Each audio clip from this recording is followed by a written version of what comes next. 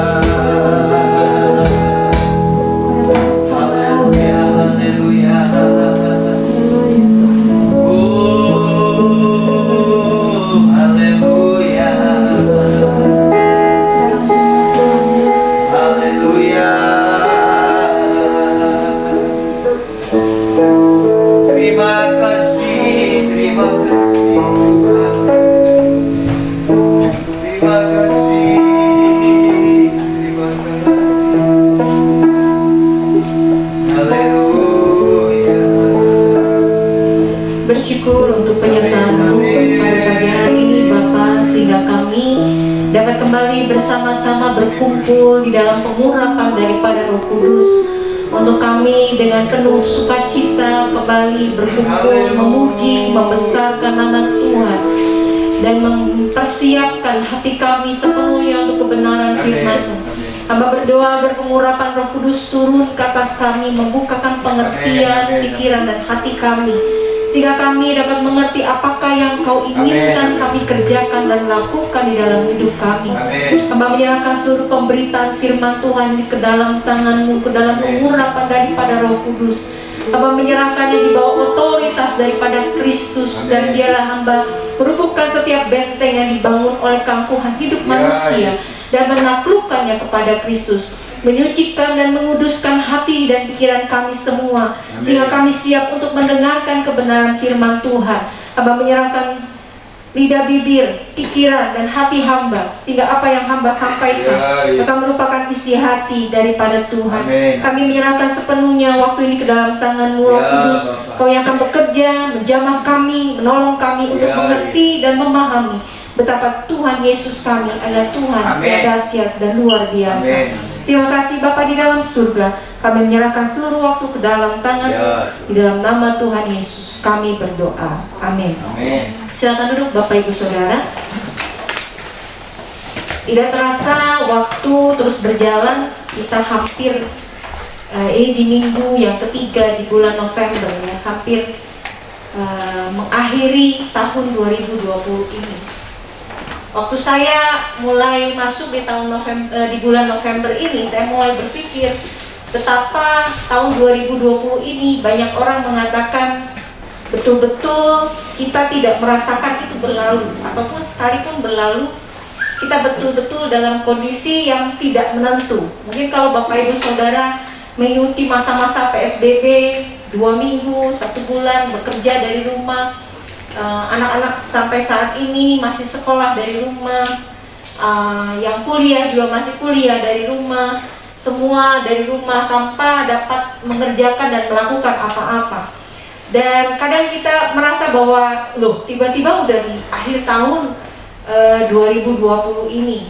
Rasanya masih ingat gitu. Jadi di akhir tahun 2019 kita bersibuk-sibuk ria gitu ya, untuk Natal, untuk segala macam yang kita persiapkan untuk merayakan hari Natal. Dan hanya satu hal yang saya syukuri, bahwa di tahun lalu minimal kita masih bisa berkumpul bersama-sama ya di waktu Natal dengan keluarga besar GSJ Efrata. Kita nggak pernah tahu bahwa akan terjadi seperti ini, dan rasanya kalau mau melakukan itu perlu ruangan yang sangat besar, lebih besar lagi dari sebelumnya, karena betul-betul jarak yang harus dijaga dan sebagainya. Tetapi saya melihat bahwa segala sesuatu yang terjadi ketika memasuki tahun 2020 ini, Tuhan sudah mengaturnya dengan begitu sempurna.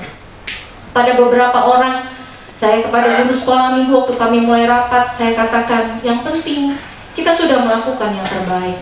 Kita tidak tahu apa yang akan terjadi ke depan. Gak ada yang pernah tahu bahwa kemarin waktu kita persiapan yang luar biasa, ternyata di tahun 2020 ini kita nggak bisa lakukan lagi seperti itu gitu ya. Betul-betul kesempatan yang terakhir gitu ya. Mungkin kita nggak tahu ke depan apakah kita masih bisa melakukannya atau tidak. Tetapi memasuki akhir-akhir dari tahun 2020 ini, saya ingin memberitahukan kepada saudara tentang kunci keberhasilan hidup orang percaya. Kunci keberhasilan hidup orang percaya. Mengapa? Karena setiap orang pasti ingin berhasil.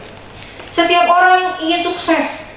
Kita mungkin bertanya-tanya di dalam kondisi seperti sekarang ini, bagaimana cara saya agar berhasil? Bagaimana cara saya agar sukses? Padahal di tengah-tengah kesukaran, di tengah-tengah kesulitan, di tengah-tengah masa yang kita tidak tahu, gak bisa prediksi ke depan, apa yang akan terjadi ke depan. Kita mungkin di satu sisi masih mencoba melakukan banyak hal, dan banyak pasti kita masih punya rencana ke depan. Tapi bagaimana cara kita berhasil? Saya seperti yang saya janjikan, saya akan membahasnya dari Efesus pasal yang pertama. Kita akan lanjutkan dari ayat yang ke-15 sampai dengan ayat yang ke-23. Saudara boleh buka ayat itu untuk dipegang dulu sejenak. Ya, saya mengatakan seperti ini, bahwa kunci keberhasilan hidup orang percaya dari kita kitab Efesus pasal yang pertama ayat 15 sampai 23 adalah kepercayaan atau keyakinan yang kuat. Walaupun di dalam terjemahan Indonesianya nggak ditulis dengan nyata gitu ya, tapi di dalam terjemahan bahasa Inggris, di terjemahan The Message, itu ada kata solid trust gitu. Dan kata ini membangkitkan keingintahuan saya. Kenapa dikatakan solid gitu ya? Karena solid itu berarti padat, kuat, keras. Kalau trust berbicara tentang kepercayaan, keyakinan, artinya kalau kita mau berhasil dalam hidup kita mau berhasil, kita mau sukses di tengah-tengah kesukaran dan kesulitan, kita harus betul-betul memiliki kepercayaan atau keyakinan yang keras, yang padat, yang kuat, yang kokoh, yang tidak tergoyahkan. Dan yang menarik saudara, di dalam Efesus pasal yang pertama ayat yang ke-15 sampai 23 ini merupakan satu doa Paulus di hadapan Tuhan bagi jemaat di Efesus. Waktu Paulus dia memanjatkan satu doa permohonan kepada Tuhan. Mengapa ini menjadi permohonan Paulus kepada Allah? Karena ternyata iman, yang kepercayaan, keyakinan yang kuat, yang padat, yang kokoh, yang betul-betul tidak tergoyahkan itu merupakan hal yang penting dan satu fondasi bagi kita untuk dapat memiliki keberhasilan di dalam kehidupan kita. Kita sebagai orang percaya untuk dapat juga memahami panggilan kita. Memahami panggilan kita bukan lagi berbicara tentang apakah kita masuk ke dalam surga atau tidak. Karena di minggu yang lalu saya katakan bahwa ketika kita dipanggil, kita menerima Kristus sebagai juru selamat pribadi, ketika kita ditebus dengan darah Yesus, kita sudah masuk di dalam jalan yang namanya jalan keselamatan. Panggilan utama kita tidak lagi berbicara tentang bagaimana cara saya selamat, apa yang harus saya lakukan, tetapi berbicara tentang bagaimana jalan di jalan keselamatan itu, tapi kita memiliki keberhasilan dan kesuksesan di dalam kehidupan kita. Karena kita orang yang percaya, jemaat yang telah ditebus oleh Allah dengan pengorbanan Kristus di atas salib, yang sudah menerima keselamatan itu, saya katakan kita sedang berjalan di dalam keselamatan itu, dan kita akan menuju kepada pemenuhan keselamatan itu. Dan kalau kita sudah berjalan dalam jalan keselamatan yang kita terima dari Kristus, maka saudara dan saya, kita memiliki satu misi yang harus kita kerjakan dalam sepanjang hidup kita di dalam dunia. Bukan hanya kita harus sukses dalam hidup kita, bukan hanya kita harus berhasil dalam hidup kita, tapi dari Efesus pasal yang pertama ini ada satu rahasia yang menjadi misi Allah di dalam hidup kita, yaitu apa? Mengenal Dia atau mengenal Allah dengan benar. Tujuan misi Allah ini, ketika kita mengenal Dia dengan benar, maka di Efesus ini dikatakan kita akan mengetahui siapa kita sebenarnya. Apa tujuan kita ada di dalam dunia ini? Mengapa kita ditempatkan di tempat kita saat ini? Dan apa yang seharusnya kita lakukan agar dapat menggenapi rencana Allah dalam kehidupan kita. Misi Allah dalam hidup kita akan menggerakkan seluruh iman kita, menggerakkan kehidupan kita, agar kita dapat menggenapi apa yang dirancangkan Allah dalam kehidupan kita.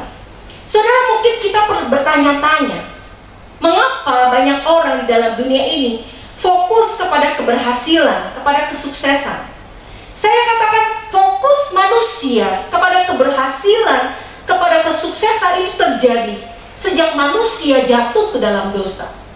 Kalau orang jatuh, saudara, dia nggak mungkin jatuhnya dari bawah kepada ke atas, tapi posisi dari atas dia akan jatuh ke bawah. Makanya dalam hati manusia, sadar atau nggak sadar, ketika kita jatuh ke dalam dosa, kita akan berusaha untuk naik dalam satu tingkatan hidup yang lebih tinggi. Tapi masalahnya adalah kita sekeliling dunia kita ini semuanya dalam keadaan jatuh di dalam dosa. Sehingga kita mulai cari fokus di mana kita bisa berhasil, di mana orang bisa menyebut kita sukses. Bagaimana kita tahu bahwa kita naik dalam posisi yang sebelumnya? Makanya fokus keberhasilan, kekayaan, ketenaran, kehebatan, kekuasaan, kekuatan, atau apapun yang saudara dapat sebutkan di seluruh dunia ini. Tapi lihat ini, ketika fokus manusia yang ada jatuh di dalam dosa, karena di dalam tadi saya katakan ada di bawah, kita berusaha naik ke atas, kita berusaha naik ke atas. Dengan usaha manusia kita hanya bisa mendapatkan yang tadi, kekayaan, ketenaran, kehebatan, kekuatan.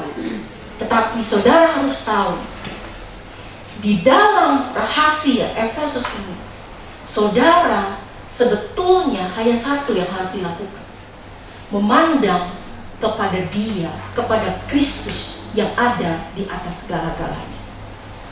Dia posisinya top of the top, saya bilang, paling atas. Saudara gak perlu lihat kepada ketenaran, gak perlu lihat kepada kekayaan, gak perlu lihat kepada kesuksesan, tapi pandang kepada Tuhan, kepada Kristus yang melampaui segala kesuksesan, melampaui segala kekayaan, melampaui segala ketenaran, melampaui segala kekuasaan, melampaui segala kekuatan. Mengapa? Karena Dia posisinya paling di atas.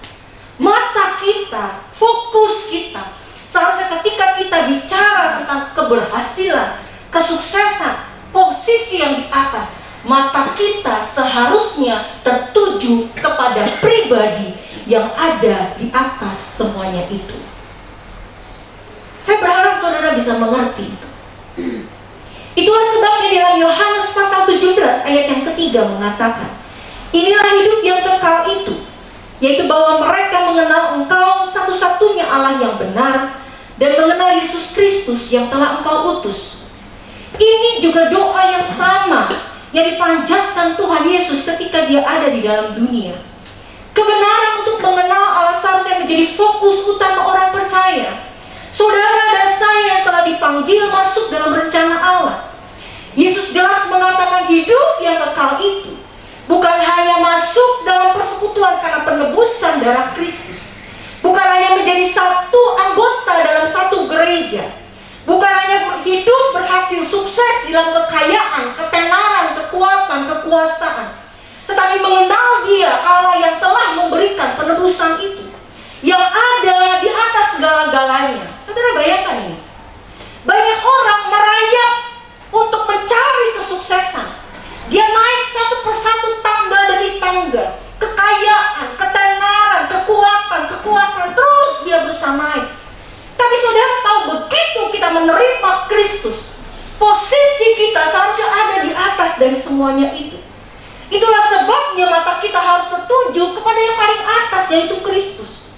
Kristuslah ketika kita mata kita, fokus kita, tujuan kita kepada Kristus, Dia dikatakan, Alkitab mengatakan, Dia akan mengangkat kita menjadi kepala dan bukan ekor. Kenapa bisa? Karena Dia posisi paling atas, saudara. Banyak orang berusaha, banyak orang dengan kekuatannya sendiri mencari ketenaran, mencari kekuasaan, mencari kekuatan. Tapi mereka tidak tahu bahwa rahasia sesungguhnya adalah ketika dia betul-betul mengenal pribadi yang paling atas. Karena ketika kita mengenal pribadi yang paling atas, kita bukan hanya dipulihkan hubungan kita, tapi posisi kita itu otomatis akan naik, saudara. Kita nggak perlu cari dengan kekuatan kita sendiri, walaupun nanti Efesus bilang kita tetap harus bekerja. Tapi ini pondasi yang harus ada di dalam hidup kita. Saudara dan saya dipanggil dalam satu yang saya tadi katakan, solid trust, kepercayaan yang betul-betul kokoh dan kuat. Masalahnya adalah punya gak saudara solid trust itu, kepercayaan yang betul-betul kuat. Di tengah semuanya itu saya katakan bahwa Allah mengundang kita untuk masuk di dalam perjalanan misi tersebut. Orang-orang yang berani, orang-orang yang bersedia menghadapi krisis. Karena orang yang berhasil, yang sukses itu bukan lepas dari krisis. Orang-orang yang berjalan dengan tekad yang kuat dan bukan dengan putus asa. Orang-orang yang bersedia menyingsingkan lengan bajunya dan berani membayar harganya. Efesus mencatat, saya tadi katakan, hanya ada satu cara untuk kita dapat sungguh-sungguh berhasil. Ketika kita tahu identitas kita, ketika kita tahu siapa kita sebenarnya, tahu apa tujuan hidup kita, yaitu ketika kita kembali kepada yang paling atas, yaitu top of the top, pencipta kita, mengenal Kristus dengan sungguh-sungguh, sehingga mata hati kita terbuka dan melihat apa yang direncanakan Allah dalam hidup kita. Kita akan baca dalam Efesus pasal yang pertama, ayat yang ke-15 sampai dengan ayat yang ke-23. Kita membacakan ayat ini bergantian. Efesus yang pertama, Efesus 1 ayat 15 sampai ayat yang ke-23. Saya akan membacakan ayat 15, Bapak Ibu Saudara ayat 16 dan seterusnya sampai dengan ayat yang ke-23. Karena itu setelah aku mendengar tentang imanmu dalam Tuhan Yesus dan tentang kasihmu terhadap semua orang kudus, ayat 16, aku pun tidak berhenti mengucapkan syukur karena kamu, dan aku selalu mengingat kamu dalam doaku, dan meminta kepada Allah Tuhan kita Yesus Kristus, yaitu Bapa yang mulia itu, supaya Ia memberikan kepadamu roh hikmat dan wahyu untuk mengenal Dia dengan benar, dan supaya Ia menjadikan hatimu terang, bahkan kamu mengerti pengharapan apakah yang akan datang betapa kayanya kemuliaan baginya dan betapa hebat kuasanya bagi kita yang percaya, sesuai dengan kehebatan kekuatan kuasanya, yang menjadikan Kristus, yang membangkitkan Dia dari orang mati, dan menunjukkan Dia yang jauh lebih tinggi dari segala pemerintah dan penguasa dan kekuasaan dan kerajaan dan tiap-tiap nama yang dapat disebut, bukan hanya di dunia ini saja, melainkan juga di dunia yang akan datang. dan segala sesuatu yang ada di dalamnya membawa ke Kristus, dan Dia yang memberikan emas lebih dari segala Jemaat yang adalah tubuhnya, yaitu kepenuhan Dia yang memenuhi semua dan segala sesuatu. Bagaimana caranya? Efesus katakan bagaimana caranya kita dapat hidup di dalam kepercayaan, iman yang kuat, yang kokoh, yang teguh, yang tidak tergoncangkan. Bagaimana caranya kita dapat berhasil ketika kita mengenal Dia dengan sungguh-sungguh? Paulus katakan di sini di dalam ayat yang tadi, Bapak Ibu Saudara, dia berdoa, meminta, betul-betul meminta kepada Kristus. Rahasia yang utama ketika kita mau berhasil dalam hidup kita, ketika kita mau memiliki kepercayaan yang kuat di dalam Dia, hanya satu, saudara, yaitu meminta kepada Bapa yang ada di dalam surga. Tadi saya katakan fokus kita, mata kita seharusnya memandang kepada Dia. Saudara bayangkan kalau saudara matanya memandang kepada Dia, saudara mengenal Dia, Dia yang ada di atas segala-galanya dalam kehidupan kita. Dia akan menarik hidup kita yang ada di bawah ini akan naik ke atas. Banyak orang tidak mengerti hal ini. Dikatakan di dalam terjemahan Indonesia dikatakan minta kepada Tuhan kita, Yesus Kristus, Allah kemuliaan untuk membuat kita pandai dan cerdas dalam mengenal Dia secara pribadi. Mengenal Tuhan dengan roh hikmat dan wahyu, artinya kita mengenal Dia melalui ungkapan dirinya secara khusus. Hikmat dan wahyu. Hikmat yang berasal dari firman Tuhan dan wahyu yang diilhamkan Roh Kudus. Iman yang kuat dan solid berasal dari kehidupan renungan pribadi yang kuat saat kita dengar ini duduk di hadapan Allah setiap hari. Pertanyaannya yang banyak ditinggalkan orang Kristen atau orang percaya adalah banyak orang percaya tidak pernah duduk di bawah kaki Tuhan setiap hari. Saudara harus tahu, waktu saudara duduk di bawah kaki Tuhan, sama seperti Daud katakan seorang hamba yang menantikan tangan Tuhan yang terulur kepada dia.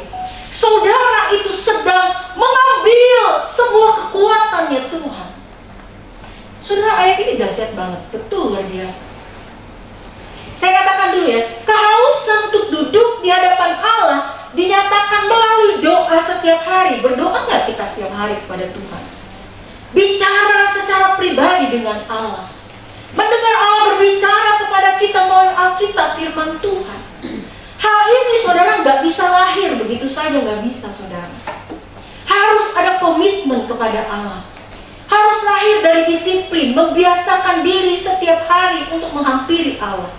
Berbicara kepadanya, mendengarkan suaranya, membiarkan diri kita bersatu dengan Allah, bersatu dengan kerinduannya, bersatu dengan kekuatannya, bersatu dengan hikmatnya. Prioritas kita yang utama haruslah sungguh-sungguh mengenalnya. Saudara, masalahnya adalah orang pada masa sekarang ini, orang Kristen pada masa sekarang ini melupakan rahasia ini. Paulus membalikkan hal itu di dalam kitab Efesus. Dia bicara kepada orang Efesus, orang Efesus, kamu mau berhasil? Mau sukses dalam hidupmu? Mau naik di dalam posisi yang tertinggi? Karena nanti saudara baca di dalam ayat 21 itu, saya katakan sudah di minggu yang lalu, lebih daripada segala penguasa yang ada di dalam dunia ini, lebih daripada setiap nama yang dapat disebut, posisi Tuhan yang tertinggi seharusnya membuat kita duduk di bawah kakinya untuk dapat mengalami keberhasilan dan kesuksesan dalam hidup kita. Saudara, seharusnya kita menyadari bukan dengan kuat dan gagah kita. Salah satu teman kami di perkuliahan, saudara, sedang mengalami sakit. Sebetulnya dia cuma tinggal satu langkah lagi, hanya tinggal nyusun tesis. Tapi sakit, saudara. Saya sama teman saya waktu kita sharing, kita ngomong malam-malam, dia nggak bisa tidur hampir sekitar jam 12. Terus saya kebetulan memang belum tidur. Jadi waktu saya lagi balas WA, tiba-tiba dia balas, saya kaget. Kenapa nggak bisa tidur? Masih kebayang-bayang. Saya cuma bilang terakhir sebelum kita berpisah, bahwa seharusnya kita bersyukur kalau Tuhan memampukan kita untuk dapat berhasil sampai detik ini, kuliah, belajar sama Tuhan, belajar lagi, kuliah lagi. Karena kalau tanpa Tuhan, saudara, itu bisa gagal. Berapa banyak kita yang menganggap apa yang kita hidupi pada sekarang ini adalah hanya karena kekuatan dan gagah kita. Duduk, saudara, di bawah kakinya, sungguh-sungguh datang kepada dia, tanya sama Tuhan. Dia yang punya master plan dalam hidup kita. Dia punya cetak birunya. Kalau saudara seorang arsitek pasti tahu bagaimana cara bangun sebuah bangunan. Kenapa? Karena ada cetak birunya, ada gambarnya, ada satu bayangan yang pasti udah dijadi, itu yang kecil-kecil maketnya. Saudara, sering kita sebagai orang Kristen tidak pernah tanya sama Tuhan, apa yang menjadi market saya? Apa yang menjadi big masternya saya? Apa yang jadi master plan-nya saya? Apa yang harus saya lakukan supaya saya berhasil? Kadang kita hanya bawa kemauan kita sendiri, keinginan kita sendiri pada waktu kita menjalani hidup ini. Saudara, Paulus ketika dia datang kepada jemaat Efesus, Yesus ketika dia berdoa kepada Tuhan, Yohanes 17 ayat 3, mereka memberitahukan satu rahasia yang gak bisa diambil oleh siapapun, gak bisa, saudara.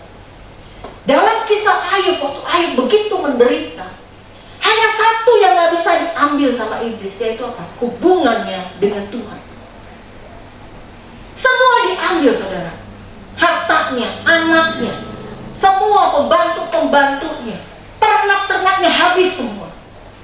Tapi satu yang gak bisa diambil, ketika dia bisa duduk di kaki Tuhan, bahkan sampai sakit nih, tubuhnya sakit, gak tahu kena kurat, gak tahu kena kusta, tapi karena gatal, sampai digaruknya itu pakai beling, saudara, karena saking gatalnya. Saya gak tahu apa yang terjadi, tapi hanya satu yang gak bisa diambil dari air, dan itulah yang akan memulihkan hidup.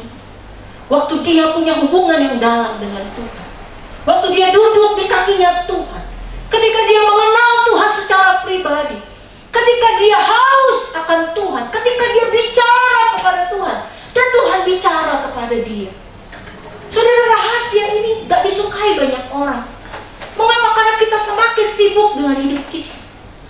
Tapi hari ini, percaya sama saya saudara, kalau saudara mau berhasil di tahun 2021 yang kita nggak tahu bagaimana gambaran, gak ada seorang pun yang bisa prediksi. Kita dulu berpikir waktu masuk tahun 2019 di bulan Desember, kita itu cerita tentang Wuhan, itu saya sampai dengar, Ciao Wuhan, karena mereka diisolasi, betul-betul tidak boleh keluar sama sekali, di lockdown, dikunci rapat-rapat. Tapi siapa yang tahu virus yang begitu kecil yang kita nggak bisa lihat dengan mata itu bisa menyebar ke seluruh dunia. Gak ada seorang pun yang bisa tahu prediksi tahun depan. Tapi duduk di kakinya saudara, duduk di bawah kaki Tuhan, kenal Dia dengan secara pribadi, bersatulah dengan Allah, bersatu dengan kerinduannya, bersatu dengan kekuatannya, bersatu dengan hikmatnya. Banyak orang membangun imannya, pondasi imannya, tanpa menyadari bahwa mereka membangun iman di pondasi yang salah. Banyak orang sama seperti membangun menara Pisa, saya katakan. Kesalahan terbesar pembangunan menara itu, saudara pernah tahu itu yang di daerah Roma itu kalau saya nggak salah. Itu mereka Italia ya, membangun pondasinya di atas tanah rawa, saudara. Akibatnya menara yang seharusnya menjadi kekaguman banyak orang itu semakin lama semakin miring. Hidup kekristenan kita juga banyak yang seperti itu. Hidup iman kita tidak boleh miring sebelah. Iman kita harus terletak pada pondasi yang benar, yaitu mengenal Allah dengan sungguh-sungguh. Pertanyaannya, seberapa besar kita mengenal Kristus dalam kehidupan kita? Perhatikan ya saudara, apalagi yang diminta bukan hanya untuk meminta roh hikmat dan wahyu untuk mengenal Allah dengan benar. Mintalah agar menjadikan mata hati kita terang di dalam ayat 18 sampai dengan ayat yang ke-19. Mengapa? Agar kita dapat mengerti pengharapan apakah yang terkandung di dalam panggilan. Betapa kaya kemuliaan bagian yang ditentukannya bagi orang-orang kudus. Dikatakan dengan jelas, dikatakan betapa hebat kuasanya yang bagi kita yang percaya, sesuai dengan kekuatan kuasanya. Minta mata hati kita itu terang, saudara. Mengapa kita harus punya mata hati yang terang? Karena banyak yang akan mengalihkan mata kita dari pandangan kita kepada Kristus. Di dalam terjemahan Indonesia dikatakan agar kita mengerti pengharapan apa yang terkandung dalam panggilannya. Kita dapat mengerti betapa kaya kemuliaan bagian yang ditentukannya bagi orang kudus. Betapa hebat kuasanya bagi kita yang percaya, sesuai dengan kehebatan kuasanya. Kalau di dalam terjemahan bahasa Inggris, ketika kita dikatakan fokus, mata kita jernih untuk melihat secara tepat, secara persis, secara sebenarnya. Saudara harus tahu bahwa mata kita itu punya titik fokus. Mengapa mata kita ada di sebelah kanan dan sebelah kiri? Saudara harus tahu bahwa di bagian belakang kita nggak bisa lihat. Tapi kalau saudara merem sebelah atau meremi sebelah, itu seperti ada perpindahan. Tapi ketika dua mata kita itu melihat, melek dengan jelas, itu menjadi satu titik, saudara, satu titik fokus utama, sehingga kita bisa melihat dengan jelas. Orang yang matanya kiri dan kanannya masih sangat baik, dia itu bisa mengambil uang koin di dasar kolam itu tanpa ragu-ragu. Dia bisa lihat dengan jelas.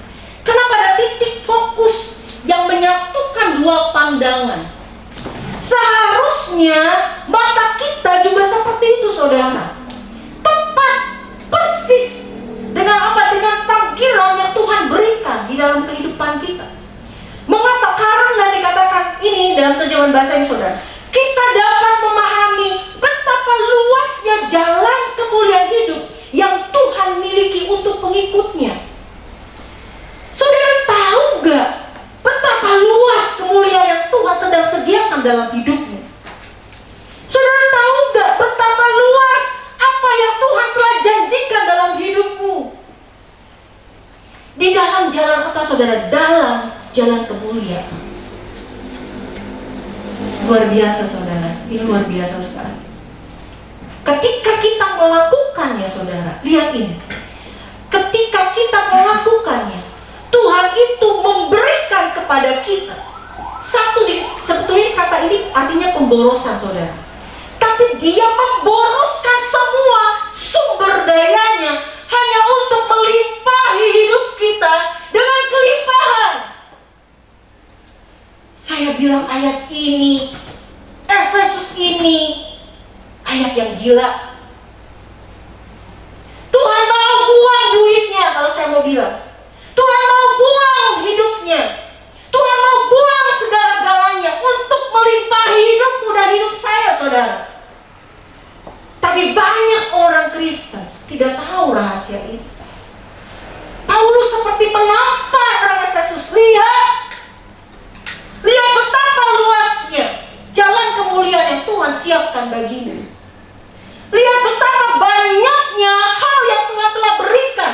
Bukan hanya berikan, tapi diboroskan, saudara. Saudara tahu ya boros ya? Habis-habisan. Saya bilang, habis-habisan. Semua diberikan, udah gak ada sisanya di dalam tangan Tuhan. Kenapa? Karena Kristus sudah diberikan kepada kita. Makanya kita mencatat kalau Kristus ada di pihak kita, siapa yang jadi lawan kita? Gak ada, saudara. Tuhan sudah berikan apa yang paling berharga untuk menyelamatkan saudara dan saya, untuk membuat saudara dan saya hidup dalam kesuksesan, untuk membuat saudara dan saya hidup dalam keberhasilan, masuk di dalam satu jalan naik terus naik, saudara. Tapi banyak di antara kita sebagai orang Kristen menganggap cukup ketika saya terima Yesus. Pokoknya cukup berhenti sampai di situ saja. Padahal saudara harus tahu, ada di sini kata kekuatan atau energi yang tidak ada akhirnya. Ada kekuatan yang tidak terbatas yang disediakan bagi orang percaya. Pertanyaannya jadi sederhana, saudara. Mau gak sih saudara mengenal dia dengan sungguh-sungguh? Alkitab mencatat, saudara, orang-orang yang berani berjalan bersama dengan Tuhan. Yang pertama, Daniel dikaruniai Tuhan dengan hikmat dan kecerdasan karena sikapnya yang berani hidup berbeda dari teman-teman yang ada di sekelilingnya. Saudara, di tengah-tengah kondisi yang tidak memungkinkan, Daniel itu orang jajahan, dibawa sama bangsa Babel. Tapi ketika dia ada di kerajaan Babel, di raja yang baru saja menculiknya, membawa dia masuk dalam hidup yang baru, yang dia gak tahu sebagai seorang anak, tapi dia hidup dekat dan mengasihi Tuhan. Alkitab mencatatkan 3 kali sehari dia datang kepada Tuhan. Dia berdoa, memanjatkan doanya kepada Tuhan. Itulah sebabnya Daniel melayani hampir 70 tahun, saudara bayangin. Dalam 2 kerajaan, 3 raja yang berbeda. Daniel mempengaruhi pemerintahan dengan kebenaran dan terang dari Tuhan. Kebenaran yang keluar dari hubungan yang dalam dengan Tuhan, dari pengenalannya kepada Tuhan. Contoh yang kedua, Yusuf yang diberikan Tuhan hikmat dan pengetahuan, sehingga dapat menghadapi 7 tahun masa kelaparan dengan persiapan dari 7 tahun masa kelimpahan. Alkitab mencatat dengan cara yang sederhana. Apa itu? Kata Yusuf disertai oleh Tuhan. Pengenalannya kepada Tuhan di tengah-tengah masa yang sukar, kepercayaannya kepada Allah ayahnya Yakub, memuatkan panggilannya untuk tetap bertahan di tengah-tengah kondisi yang tidak memungkinkan. Siapa lagi contohnya? Petrus, seorang yang sederhana, tidak berpendidikan, yang memberikan waktunya selama 3,5 tahun untuk mengikut Tuhan Yesus, hidup dan berjalan bersama-sama dengan Tuhan Yesus, suka dan duka, melewati masa-masa yang senang dan sukar, sehingga Petrus dimampukan untuk berkhotbah di depan 2.000 orang dan membawa mereka untuk mengenal Tuhan dan bertobat. Saudara, kemarin saya mengikuti seminar webinar itu sampai hampir 3 seminar. Satu yang diadakan sama STT tempat Pak Kennedy melayani sebagai ketua STT. Yang kedua itu anak saya punya yang ikut dari youth. yang satu lagi dari sekolah minggu saudara. Kita setel tiga-tiganya. Hanya sekolah minggu selesai lebih dulu, jadi ditutup. Suatu waktu saya lagi dengerin gitu ya, tiba-tiba saya dengar satu kata saudara, yaitu bahwa bagaimana sih cara kita mempersembahkan hidup. Hanya satu yang dibilang sama pembicara itu, saya nggak tahu apakah itu dari yang STT atau dari satu lagi yang dari hidup. Dia bilang, dengan memberikan waktu kita. Waktu itu adalah bagian dari hidup saudara, yang gak bisa diulang kembali. Kalau saudara sudah berikan waktu kepada Tuhan, saudara gak bisa minta balik. Banyak orang Kristen menganggap saya memberikan hidup kepada Tuhan ya dia memberikan uang. Tapi sebetulnya yang Tuhan minta adalah memberikan waktu saudara. Memberikan hidup adalah memberikan waktu secara khusus kepada Tuhan. Memberikan waktu untuk datang dan mengenal Tuhan. Memberikan waktu untuk berjalan bersama-sama dengan Dia, sama seperti Petrus. Berjalan di dalam setiap keputusan-keputusan kita bersama dengan Tuhan. Ruth, saya kasih contoh, memiliki keberanian melangkah keluar dari rumahnya, dari bangsanya, dari rumah dan tempat tinggalnya. Bersedia mengikatkan diri bukan hanya dengan Naomi, tetapi dengan Allah Israel yang disembah oleh Naomi. Mempercayakan dirinya kepada Allah yang dikenal oleh Naomi. Tetapi langkah Ruth menjadikannya sebagai garis nenek moyang daripada Kristus. Saudara, sampai detik ini Tuhan mencari orang-orang yang bersedia hidup bagi Tuhan. Artinya bersedia hidup bagi Tuhan, saudara mau memberikan waktu untuk duduk di bawah kaki Tuhan. Memberikan hidup bagi Tuhan artinya saudara tahu ketika waktunya saudara datang kepada Tuhan, saudara harus datang kepada Tuhan. Ingat ini, Tuhan tidak minta waktumu 24 jam sebetulnya. Tapi Tuhan minta ada waktu khusus di mana saudara dan Dia dapat berbicara secara pribadi. Menyerahkan hidupmu ke dalam tangan. Supaya apa? Supaya Dia atur saudara seluruh kehidupan. Banyak orang Kristen gak tahu ini saudara. Apalagi di masa seperti sekarang ini. Mereka mau segala sesuatu instan. Mereka melupakan bahwa kunci keberhasilan orang Kristen di tengah dunia ini adalah ketika dia duduk di bawah kaki Tuhan yang menjadi top of the top, penguasa di atas segala. Saudara mau berhasil? Walaupun mungkin kadang sekeliling kita tuh nggak menjanjikan apa-apa, saudara. Tutup matamu dan buka mata hatimu. Biarkan kau melihat dan fokus kepada Tuhan sendiri. Tutup matamu, saudara. Waktu tutup matamu, buka mata hatimu, sama seperti yang Paulus katakan, supaya kau bisa fokus melihat dengan jelas apa yang Tuhan sediakan bagimu. Ambil, saudara. Saya bilang ini ayat yang Efesus itu bukan gila-gilaan. Dia bilang dia sedang memberitahukan betapa luasnya apa yang Tuhan berikan dalam hidup. Betapa Tuhan memboroskan semua dayanya hanya untuk melimpahi hidup. Tapi buka mata hati. Sebelum melakukan apa, buka mata hati. Tutup mata jasmani. Karena mungkin banyak orang akan bicara tentang banyak hal, tapi datang dan duduk di bawah kaki Tuhan. Kenal Dia dengan sungguh-sungguh. Kita akan datang kepada Tuhan, Bapak Ibu Saudara. Kita berdiri bersama-sama.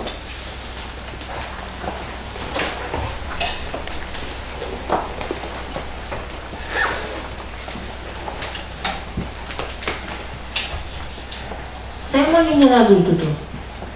Ajarku mengenalmu, tak ada yang kubanggakan selain dirimu.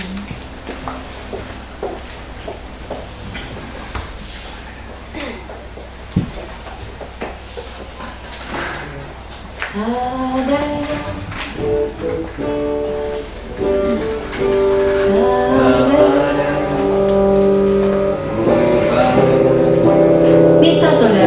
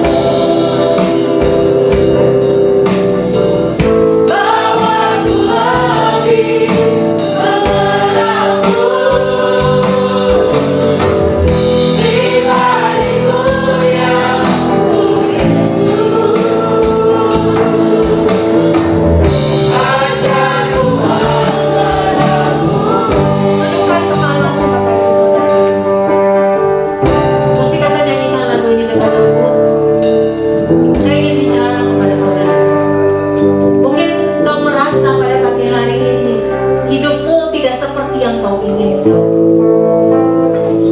Tidak seperti, tidak sesuai dengan apa yang kita harapkan. Tapi pegang ini saudara, duduk di bawah kaki Tuhan dan datang kepada, kenal Dia secara pribadi. Dia yang ada di atas segala-galanya. Alkitab mencatat Dia yang menjadi pemilik hidupmu, di atas segala penguasa dunia ini. Duduk dan serahkan hidupmu. Bilang, Tuhan, satu yang saya minta, jangan minta yang banyak, bawa saya untuk mengenal,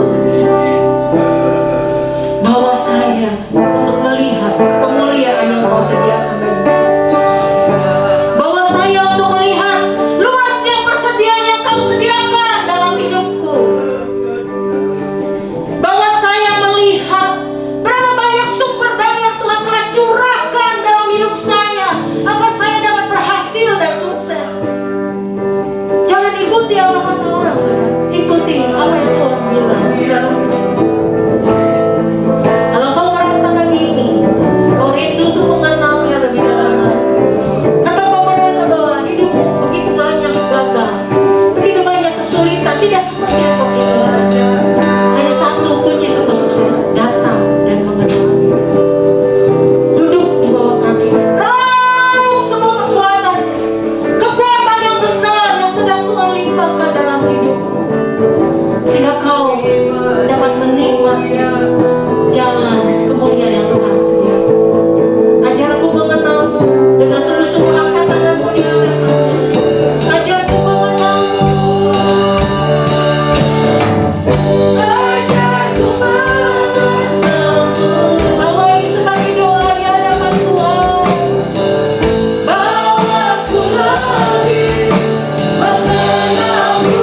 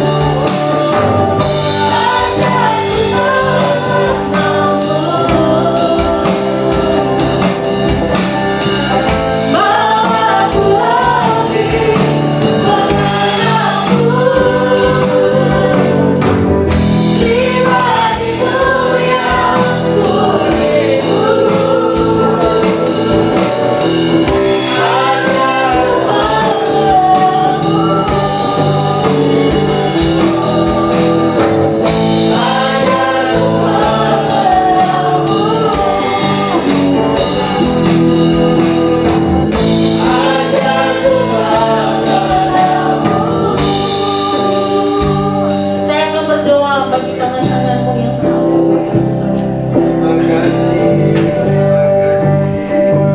meletakkan hidup kami ke dalam tangan-Mu, Sang Penguasa alam semesta,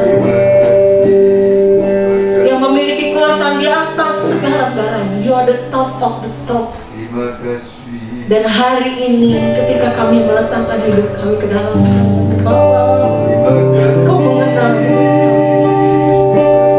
Kau tahu mungkin kami merasa gagal dalam hidup kami, tidak berhasil. Ada banyak kesukaran demi kesukaran yang sedang kami hadapi pada saat pagi hari ini. Hari ini kami mau datang kepadamu dan duduk di bawah kaki-Mu. Satu kerinduan kami agar kami dapat mengambil kunci keberhasilan, kesuksesan kami, Tuhan, yaitu mengenal Engkau dengan sungguh-sungguh. Engkau yang mengerti setiap hidup kami, Engkau yang tahu setiap jalan hidup kami. Hamba berdoa, tuntun dan pegang tangan setiap tangan yang terangkat pada pagi hari ini di hadapan-Mu. Bapa, baik kami yang sedang beribadah saat pagi hari ini, maupun setiap hamba-Hamba-Mu, anak-anak-Mu yang ada di rumah, Bapa, jamah mereka, tuntun mereka, supaya mereka hidup di dalam keberhasilan, kesuksesan yang sedang Tuhan janjikan. Bahwa kami mengenal, mata kami terbuka untuk melihat dan menyaksikan betapa Tuhan sudah membuka persediaan-Nya bagi kami.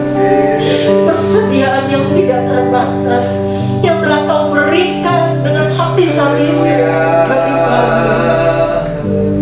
Bapa di dalam surga, hamba berdoa agar Kau memberikan kesuksesan dan keberhasilan pada kami di menjelang akhir tahun dari 2020 ini, dan kami tidak tahu apa yang terjadi di tahun 2021. Tetapi kami menyerahkan hidup kami ke dalam tangan-Mu Bapa. Campur tangan untuk setiap keputusan kami Bapa. Tolong kami untuk melihat dan menyaksikan betapa Tuhan begitu dahsyat dan besar di dalam hidup kami. Hamba berhenti berbicara, mengembalikan semua kemuliaan hanya bagi-Mu. Kau Roh Kudus yang akan menjamah kami dan menolong kami untuk memahami. Haleluya. Terima kasih Tuhan. Terima kasih. Terima kasih. Bapak, kami sudah mendengarkan apa yang mau kami dengar, apa yang mau kami lakukan, apa yang ingin kami turuti, mutlak mengenal Engkau. Kami akan pulang dari tempat ini. Biarkan waktu-waktu kami jadi waktu-waktu yang terbaik bersama dengan Engkau. Berkati rumah tangga kami, pernikahan kami, berkati anak-anak kami, berkati pekerjaan kami, berkati bisnis usaha kami, berkati studi anak-anak kami. Biarkan ketika kami melakukan berbagai-bagai aktivitas sepanjang minggu atau sepekan ini,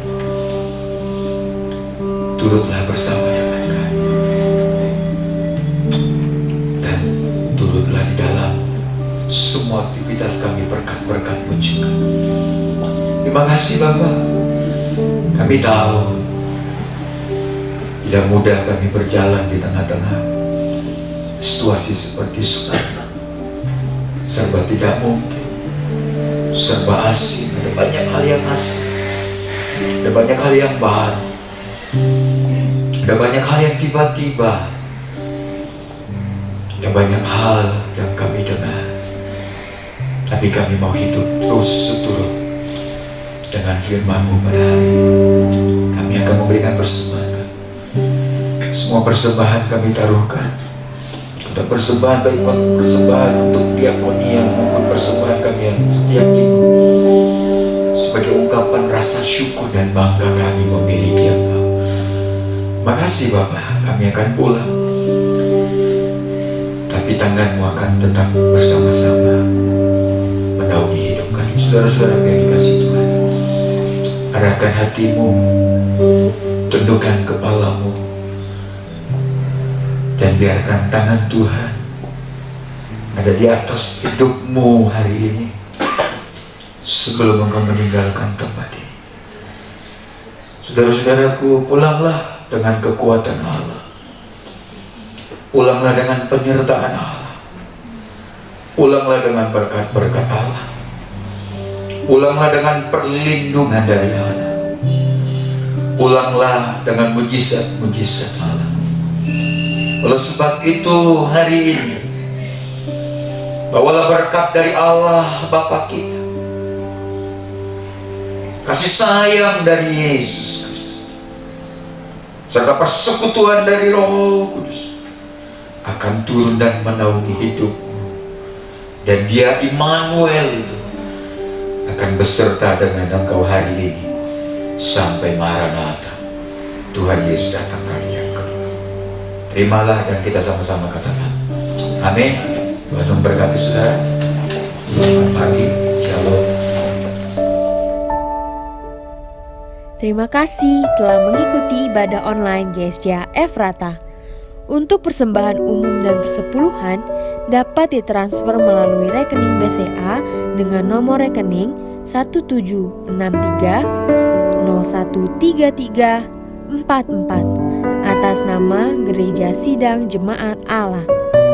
Untuk memudahkan pencatatan bendahara gereja, sangat membantu sekali jika setiap persembahan dibedakan dengan cara sebagai berikut. Untuk persembahan umum, berikan angka 1 pada digit terakhir nominal. Contoh 20.000 1. Untuk persepuluhan, berikan angka 2 pada digit terakhir nominal. Contoh 20.000 2.